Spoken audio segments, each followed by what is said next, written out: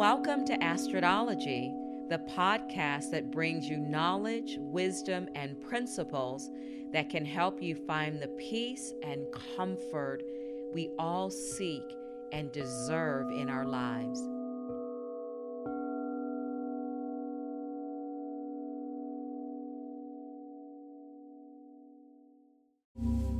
Hello, everybody. Welcome back to another episode of Astrodology with Astrid. This is the inspired evening episode to help you calm and relax during your digest and rest phase. In fact, I was listening to a podcast today and it was all about sleeping. It was like a 2-hour episode on sleeping and the importance of it and the latest evidence. And it stated that listening to a podcast before bedtime is actually a great thing to do because it's different stimuli than social media scrolling or being on your computer. So here we go. I hope you are inspired and learn something. These are about when we're calming down and we've done all the doing for the day. Our mind is more open. It's more like a parachute and open to expand and receive. I'm recording this in December of 2025, our last beautiful month of this year. So I hope this message finds you receiving some pearl of wisdom, because this idea of poverty and prosperity and abundance and money is really coming to the fold these days, with people losing income. There's a lot of uncertainty. There are people that are hungry. There are people that are unhoused. We're really in a financial and crazy time financially in the United States. So the purpose of this is to talk about 7 things to state. Are you experiencing or living out a poverty mindset? Do you have the spirit of poverty? These are a couple of different things, and the idea is, in our helplessness and our frustration over the way things are going in the world today, it's just a yogic principle, probably a Buddhist principle for sure, is to refer to yourself. So the idea is for us to try, those of us that have the ability to keep going forward, to stay strong. There are a lot of people, they just don't have the bandwidth or the capability of staying strong during these times. So if we want to help those, it's not always about us being able to contribute money or time, but energetically, if we take care of ourselves and we are not part of the solution or part of the problem, we become part of the solution. So when I think about abundance and manifestation, I've followed so many people, listened to so many things. One of the books that I love the most is It's Not Your Money. You know, Tasha Silver talks about how everything on this planet belongs to Source, a higher power, God. It's not actually ours. We are here on borrowed time. So everything we have is borrowed energy. I highly recommend reading that book. But the idea is, a lot of the manifestation books and programs about how to have more money talk about mindset. They talk about mindset, and that part of the thing that most of them talk about is that it's some limiting belief in the back of your brain that you don't want to be wealthy. I'm 100% certain that most people who have been working on abundance and manifestation have destroyed those limiting beliefs, and it becomes more about the idea of the poverty consciousness, that it comes out of guilt because sometimes we don't feel worthy of receiving. So I think it has to do with worth more than it does a limiting belief from your childhood. Like, trust me, when you hear stories of these successful millionaires and billionaires, they were poor beyond belief. And it was that poverty that drove them to becoming millionaires and billionaires. So it can't be a limiting belief that, oh, I grew up poor and desolate, so I'm going to live poor and desolate. I think, to be fair to the situation, It's probably a combination, but a limiting belief could be you start off feeling like, I grew up very poor, who am I to think I could be wealthy? But very quickly, after you're hungry enough, tired enough, that limiting belief gets dissolved. So let's get into it. Again, I'm proposing this just as information. Take from it what you will, and I hopefully that it inspires you. I love this saying from Oprah Winfrey, when you know better, you ought to do better. So take this podcast episode as things that you can personally do, and then by you doing it, it automatically helps to lift up the world. One less person with poverty consciousness or poverty spirit out there is going to add to the collective whole. You don't manifest the prosperity you deserve. You manifest the prosperity you believe you deserve. I'm reading an excerpt from Gwen Michelle, and she says, and this totally resonates for me and so many people that I know, especially when you're working in the spiritual arts, I'd call them, the holistic arts. You're a practitioner. When you're working as an entrepreneur in these arts, it becomes a very roller coaster ride. Musicians know this as well, all too well. She says, in 2015, I was convinced I was going to have a 6-figure year. The year started out brilliantly.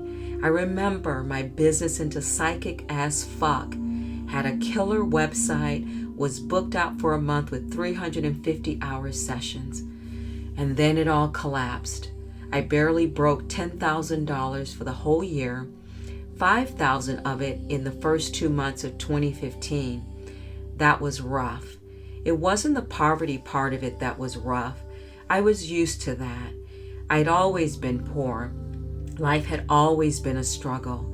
What was rough was the 2 months of hope, followed by a crash that left me in shock, depressed, feeling betrayed and unsure of my place in the world. Boy, have we all been there. I know I've been there. This is something I've been living through because in 2023, I started a business. I set up shop. Things were flowing and clicking and popping. And honestly, it just took on a life of its own, a downtrodden turn of its own. And I've been surviving through keeping the business going and not thriving in the way that I want to until I shifted my mindset. And I'll share that in another episode. She goes on to say, your level of prosperity is determined by 2 things that you are probably blissfully unaware of. The first is whether you are programmed for poverty or prosperity. And the second is what your comfort zone around money currently is.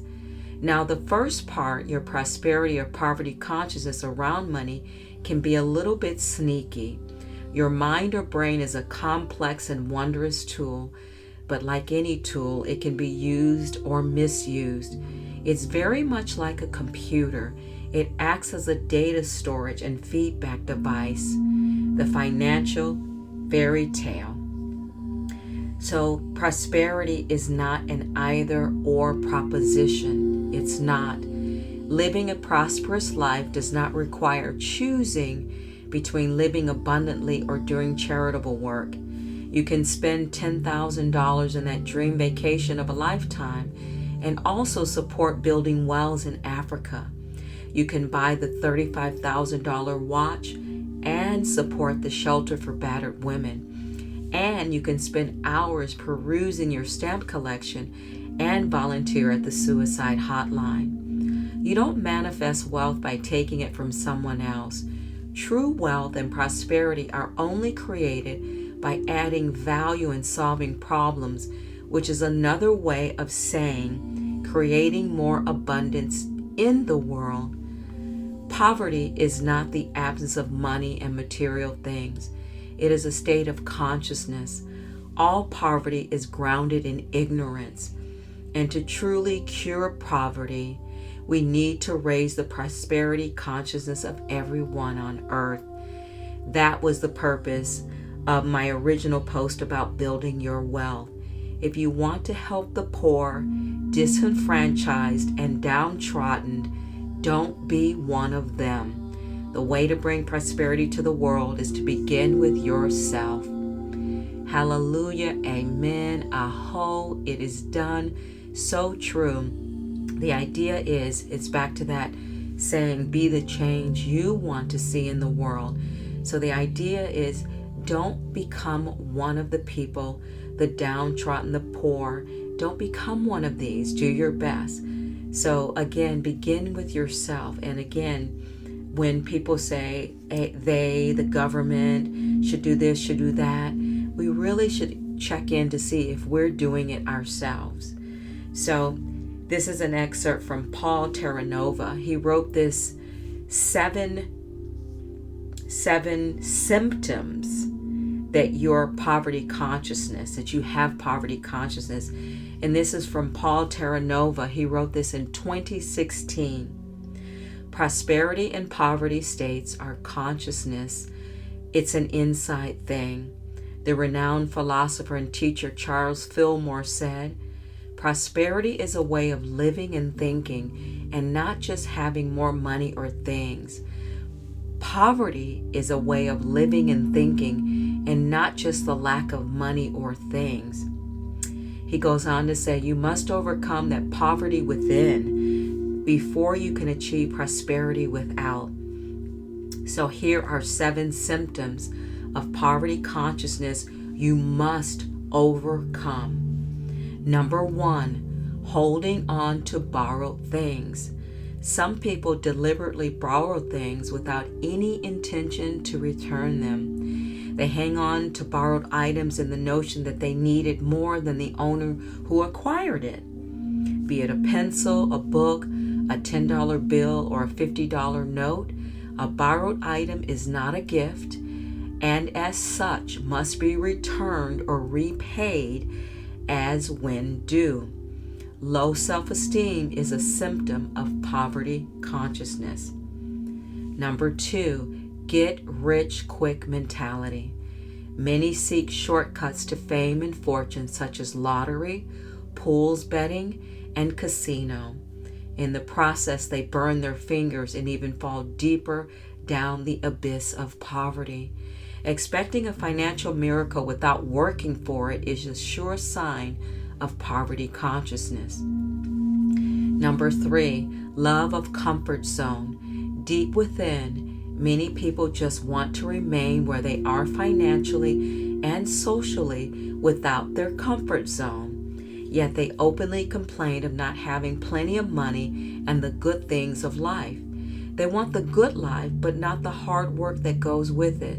This avoidance approach, conflict situation, is a symptom of poverty consciousness. Number 4, waiting for the right time. Many remain poor because they are forever waiting for that elusive perfect time that never comes. And while they wait, their dreams end up with them in their graves. What a pity. Now is the right time to start. Putting off till tomorrow what can be done today is a symptom of poverty consciousness. Number 5, fear of failure. Many people are risk adverse. They see most opportunities as risk and therefore avoid them or even run away. While the rich see the beautiful rose flowers among the thorns, the poor see the dangerous rose thorns among the flowers. Fear of failure is a symptom of poverty consciousness. Number 6, lack of money ideas. Even though the mantra is, if I had more money, in quotes, the real fact remains that many are poor because they do not have solid money-making ideas that can translate into products and services that many people want and are willing to pay for. You are truly poor only when you lack ideas. Mental laziness is a symptom of poverty consciousness. Number 7, inability to persist. Many remain poor because they lack the willpower and discipline to pursue the logical completion any venture they start. They start one venture with great zest and enthusiasm, but easily cave in to obstacles and temporary setbacks, only to start yet another and repeat the process. Lack of the fighting spirit is a symptom of poverty consciousness. Now, many of these we've all heard before, but what I love is the idea one. Number 6 was my favorite, the lack of money ideas. Because again, I've been in this situation of not having solid money-making ideas that can translate into products and services that many people want and are willing to pay for. Part of this lack to me is also inappropriate planning or inappropriate funding. I think that would be number 8, that we run out there with this false belief that everything's going to work out, but not having all the tools in place, all the ingredients in place, so to speak, to cook the meal. So I want to move now into the spiritual side. This is from hispresence.com, and this is all about the spirit of poverty. What this website speaks to is that, it's more religious. So if you're a religious person, this is more for you. It's about trusting that God is the creator of everything. And there are multiple biblical passages that call out that we are here to be abundant and to prosper. But there are things we have to do. This from hispresence.com also goes into that there is a dark spirit. There is Satan, devil, whatever name you want to use for it, that can contribute to a poor spirit and create a spirit of poverty. So he also lists 7 signs of a spirit of poverty. Sign number 1 of a spirit of poverty: chronic long-term lack. Lots of people have been through slim times financially for brief periods. However, if you're stuck in a chronic long-term pattern of lack, odds are very good that a spirit of poverty or even limitation may be oppressing you.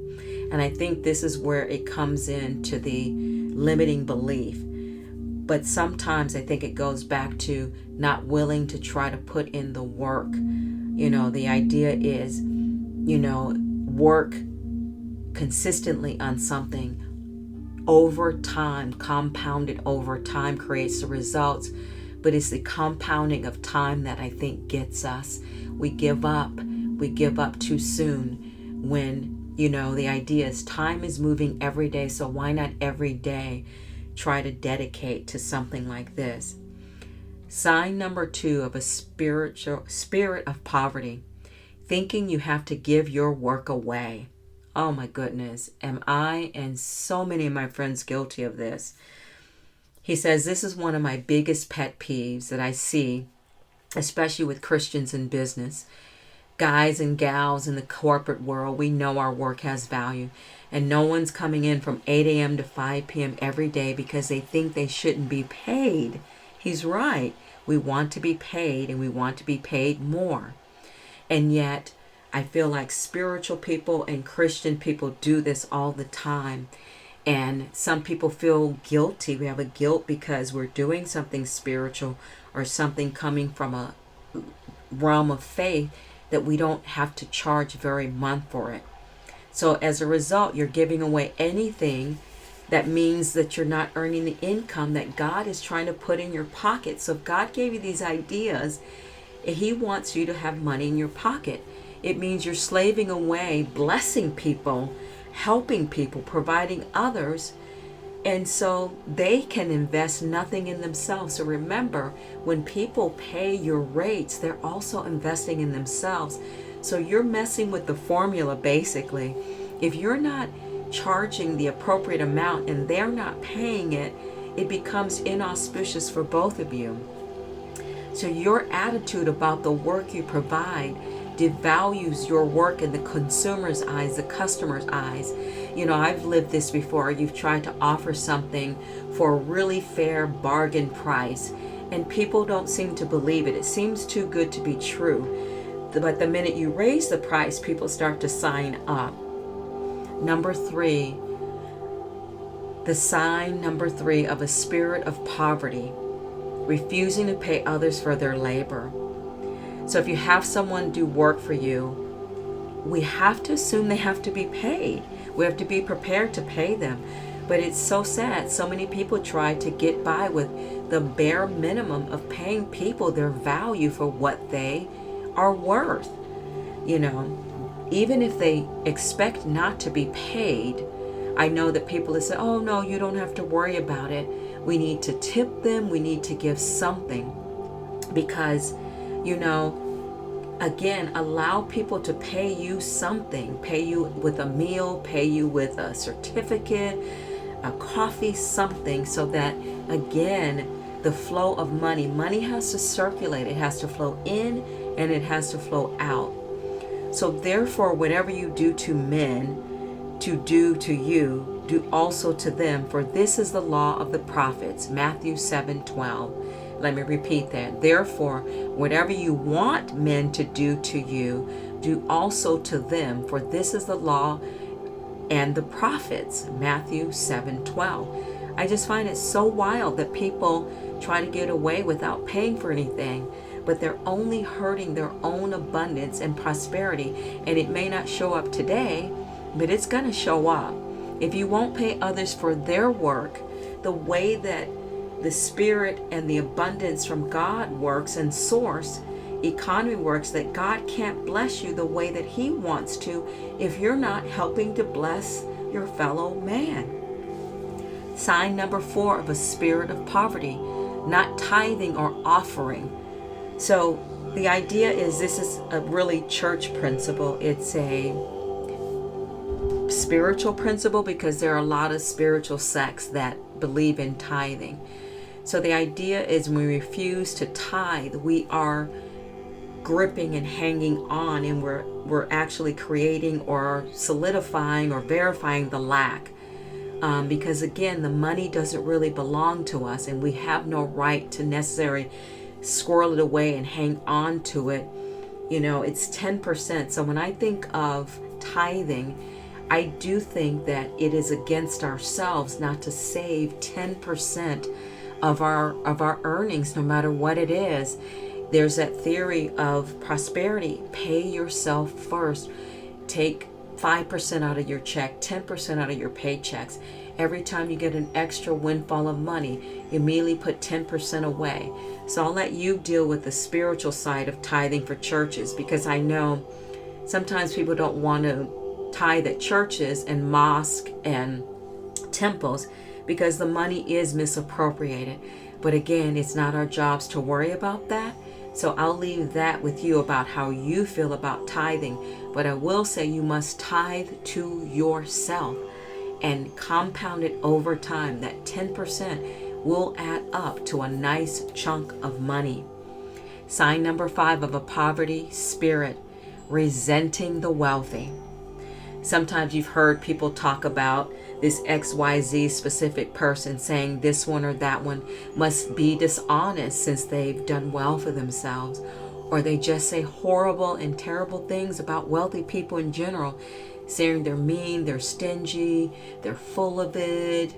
And I agree to an extent. There are wealthy people who are like this, and they grip and they hold on, and they're not conscious about how they use their money. And we all know so many wealthy people who talk about how little money they have, and it scares me for them, because you keep saying you don't have it when you really do. That's a scary place to be.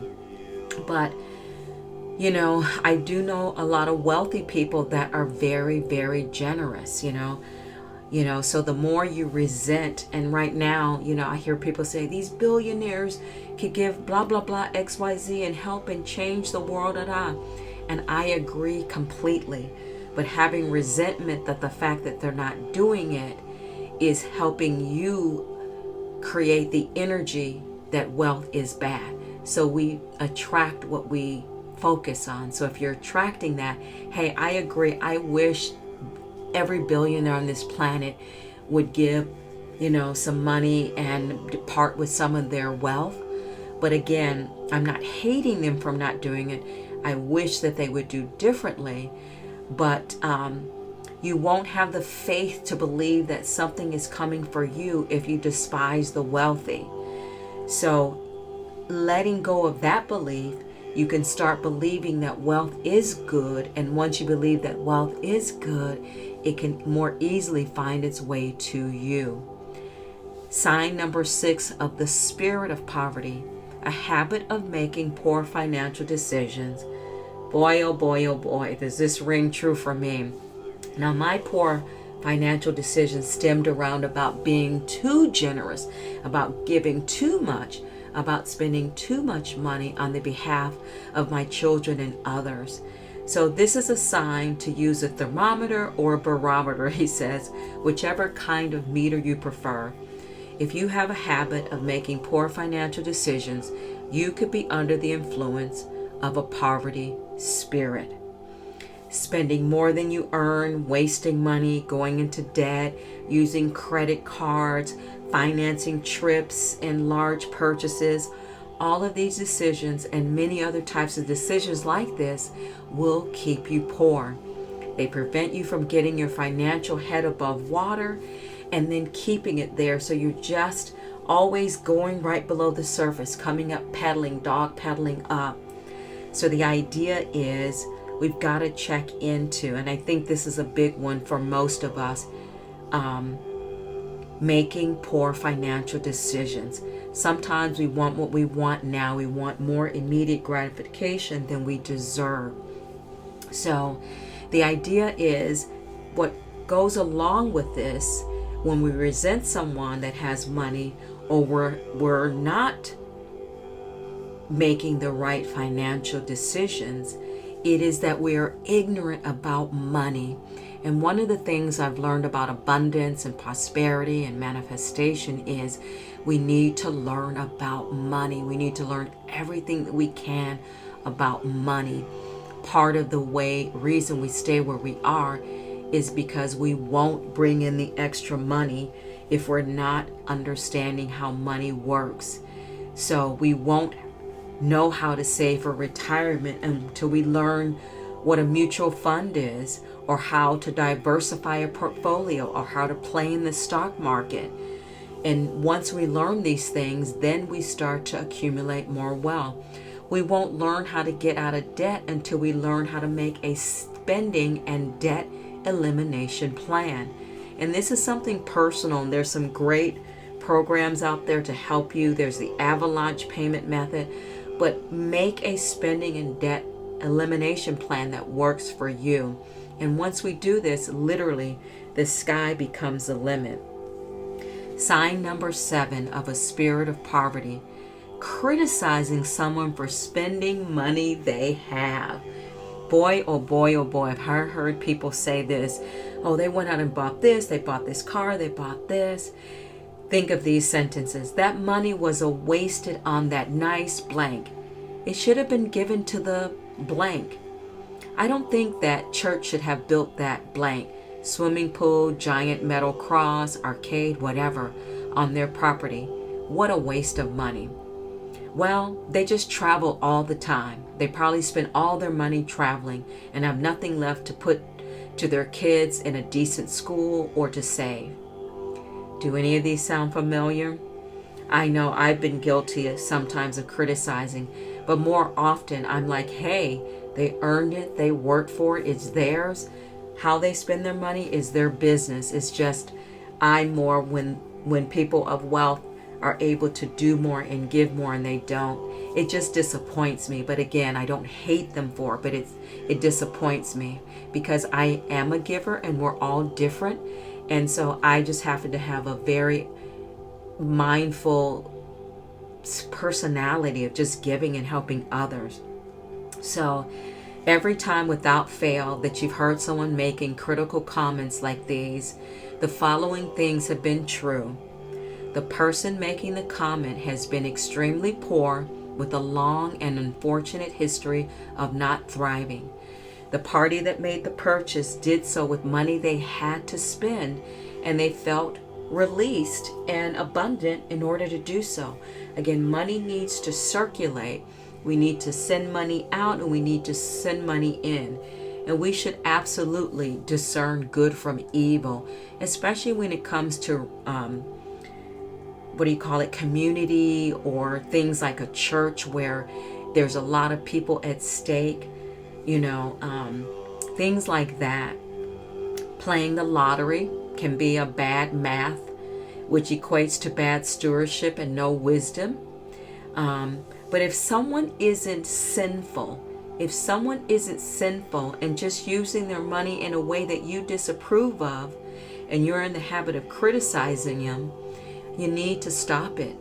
Because if they are living their best lives and they've earned the money or they've inherited the money, as long as they're not breaking the law and doing something sinful, the more we criticize them and look sideways at them, the more we have to believe we are blocking our own flow of abundance. So I hope that helped, looking at it from the spiritual side, a spirit of poverty or a poverty mindset. We really get what we feel we deserve. And to reiterate that you don't manifest wealth by taking it from someone else. True wealth and prosperity are only created by adding value and solving problems, which is another way to say creating more abundance in the world yourself. Poverty is not the absence of money and material things. It's a state of consciousness. All poverty is grounded in ignorance, and to truly cure poverty, we need to raise the prosperity consciousness of everyone on the earth. Thank you for tuning in to this episode of Astrodology with Astrid. The way to bring prosperity to the world is to begin with yourself. Namaste, everybody.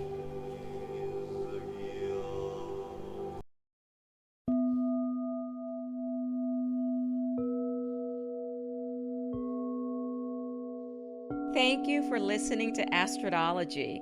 If you enjoyed this episode and would like to help support the podcast, please hit the subscribe button and tell your friends about it by sharing this program on social media. You can also follow me on Instagram at Coda Life Goddess or at CodaLife.com. Coda is C-O-T-A, Coda Life Goddess or CodaLife.com. Thank you again for listening to Astrodology, and I'll see you next time.